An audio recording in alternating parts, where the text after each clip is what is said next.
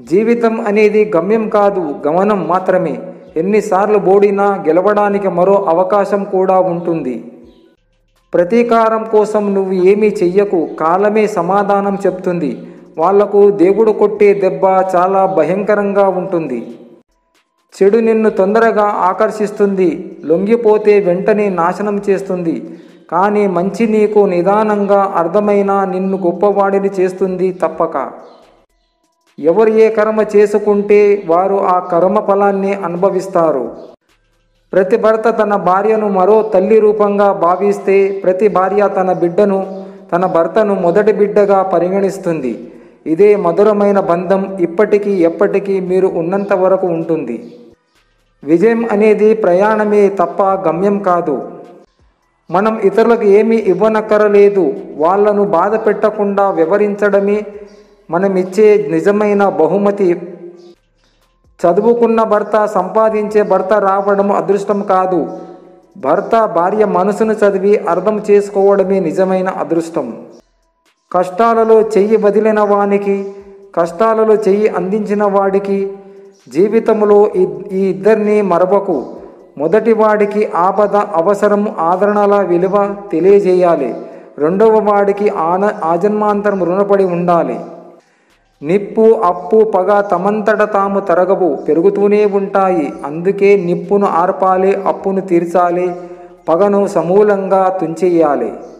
క్షణిక కోపాన్ని అణుచుకోగల వ్యక్తి ఒకరోజు దుఃఖాన్ని దూరం చేసుకోగలడు. మన సంస్కారం చెబుతుంది కుటుంబం ఎలాంటిదో. మనం మాట్లాడే మాటలు చెబుతాయి స్వభావం ఏమిటో. మనం చేసే వాదన చెబుతుంది జ్ఞానం ఎంతుందో. మనం చూసే చూపు చెబుతుంది ఉద్దేశం ఏమిటో. మన వినయం చెబుతుంది మనం నేర్చిన విద్య ఎలాంటిదో. ఒంటరిగా నిలబడిన మనిషే ప్రపంచములో దృఢమైన వ్యక్తిగా ఉంటాడు. మాట మాట కలిపితేనే ప్రేమ పుడుతుంది. ప్రేమ కలిస్తేనే బంధం ఏర్పడుతుంది. బంధం ఏకమవుతేనే జీవితం అవుతుంది. మనల్ని అర్థం చేసుకునే వాళ్లకు ఏదైనా చెప్పొచ్చు, కానీ ప్రతి చిన్న విషయానికి అపార్థం చేసుకునే వారికి ఏది చెప్పకపోవడమే మంచిది. జీవితం అన్నింటినీ పరిచయం చేస్తుంది.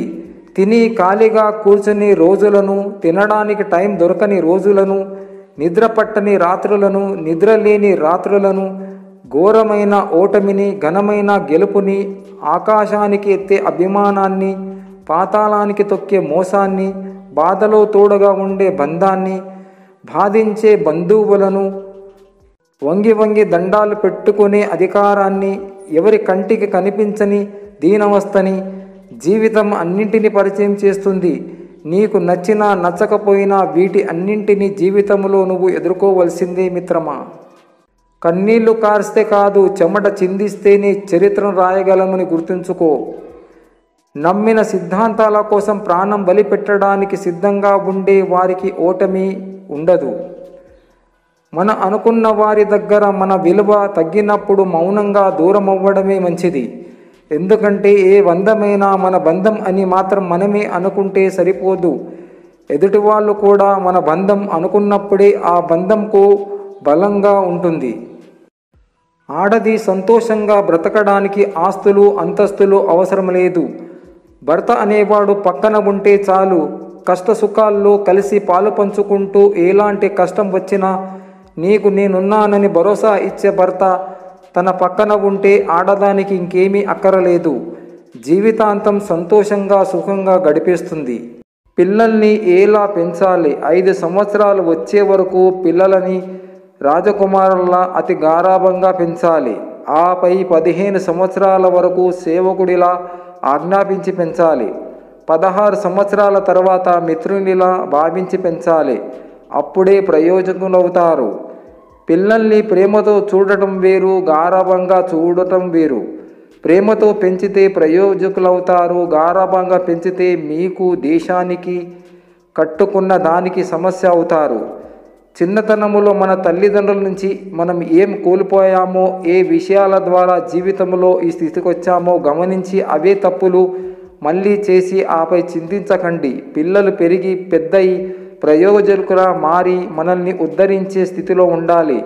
కానీ మనమే వారిని చూసే పరిస్థితిలో వస్తే ఖచ్చితంగా మనం మన పిల్లల్ని సరైన దారిలో పెంచడం లేదని అర్థం.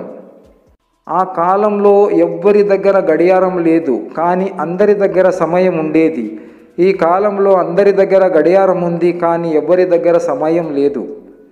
కడుపులో విషం పెట్టుకొని బయటకి మంచిగా నటిస్తూ బ్రతికేవారు నా దృష్టిలో క్రూర మృగాలతో సమానం.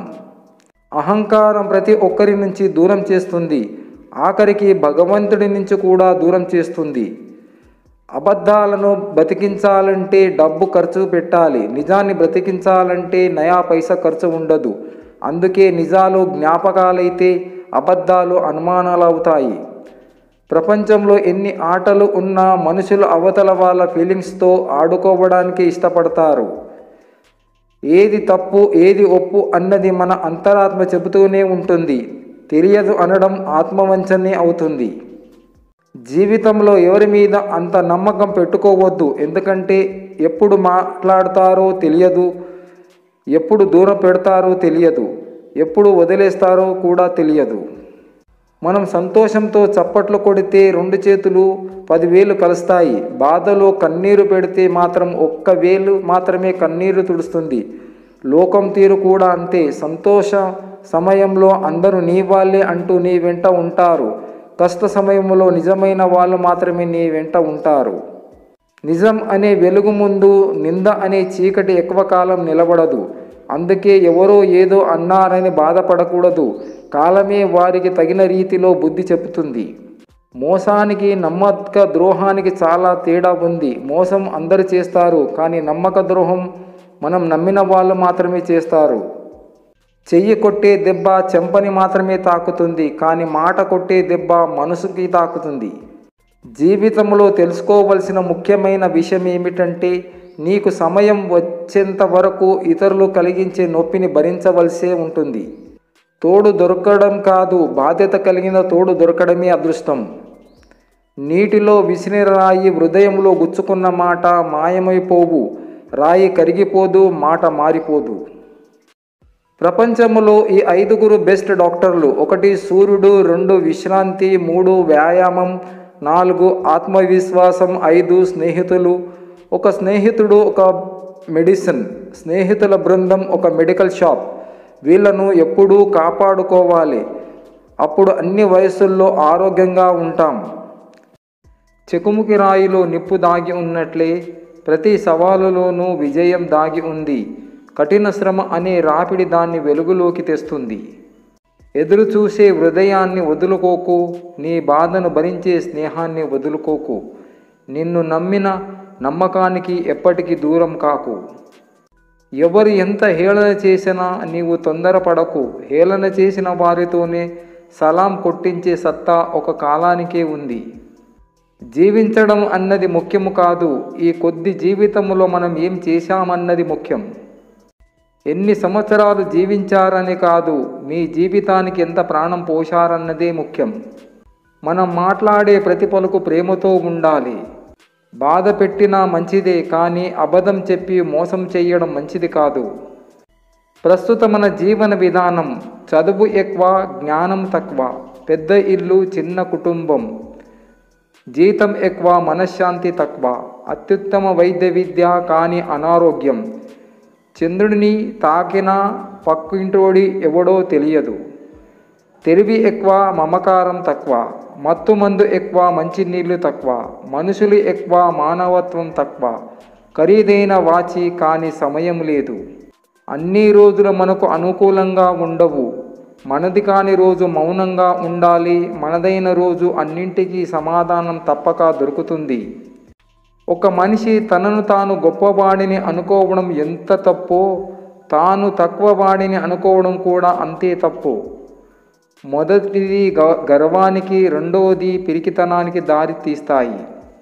చూడు తమ్ముడు, మనం అప్పు అనేది అడగగానే ఇచ్చే వారి దగ్గర కాదు, ఇచ్చే వరకు అడగని వారి దగ్గర మాత్రమే అప్పు తీసుకోవాలి మిత్రమా.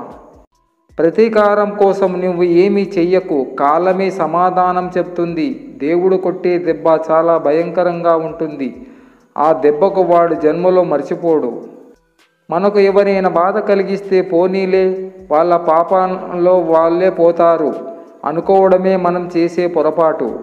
ఇది గాంధీ యుగం కాదు, ఒక చెంపపై కొడితే మరో చెంప చూపించడానికి. కాలకూట విషం నిండిన కలియుగం. ఒక చెంప కొట్టిన వాడికి 2 చెంపలు పగిలేలా కొట్టడమే నిజమైన సమాధానం. పనే ఆనందమైతే జీవితమే సంతోషం. పనే బాధ్యత అయితే జీవితం బానిసత్వం. సమయం ఎప్పుడు ఒక్కలాగే గడుస్తూ ఉంటుంది. మారుతుంది మనుషులే. కడుపు నిండా అన్నం పెట్టిన అమ్మ మన నుండి ఏమీ ఆశించదు. కానీ ప్రేమగా కాస్త అమ్మ అని పిలిస్తే చాలు, ఆ పిలుపు కోటి ఆస్తులు తరలించినట్టు మురిసిపోతుంది. అసలు ఆ పిలుపు కోసమే అల్లాడిపోతుంది అమ్మ. పొగడ్తల్ని విమర్శల్ని సమానంగా స్వీకరించాలి. ఎందుకంటే పువ్వు వికసించాలంటే ఎండ వాన 2 కావాలి. అత్యాశకు గురికాని వారు చిన్న విషయాలలో గొప్ప విజయాన్ని సాధిస్తారు. నిర్లక్ష్యం అజ్ఞానం కన్నా ఎక్కువ కీడును కలిగిస్తుంది. జీవితంలో గుర్తుపెట్టుకోవలసిన కొన్ని విషయాలు: మితిమీరిన ఖర్చు పేదరికం పాలు చేస్తుంది. మితిమీరిన పొదుపు కష్టాల పాలు చేస్తుంది. మితిమీరిన సంపాదన మనశ్శాంతి లేకుండా చేస్తుంది. మితిమీరిన క్రమశిక్షణ రక్త సంబంధీకులను దూరం చేస్తుంది. మితిమీరిన హాస్యం నవ్వుల పాలు చేస్తుంది. మితిమీరిన కోపం శత్రువులను తెచ్చిపెడుతుంది. మితిమీరిన వ్యసనం అపఖ్యాతిని తెచ్చిపెడుతుంది, అవమానం చేస్తుంది. జీవితంలో ఏ విషయంలోనైనా హద్దుల్లో ఉండడం నేర్చుకోవాలి. ఇవి పచ్చి నిజాలు మిత్రమా. నీటిలో పడవ ఉండాలి, కానీ పడవలో నీరు ఉండకూడదు. అలాగే జీవితంలో జ్ఞాపకాలు ఉండాలి, కానీ జ్ఞాపకాలతో జీవితం గడిచిపోవద్దు.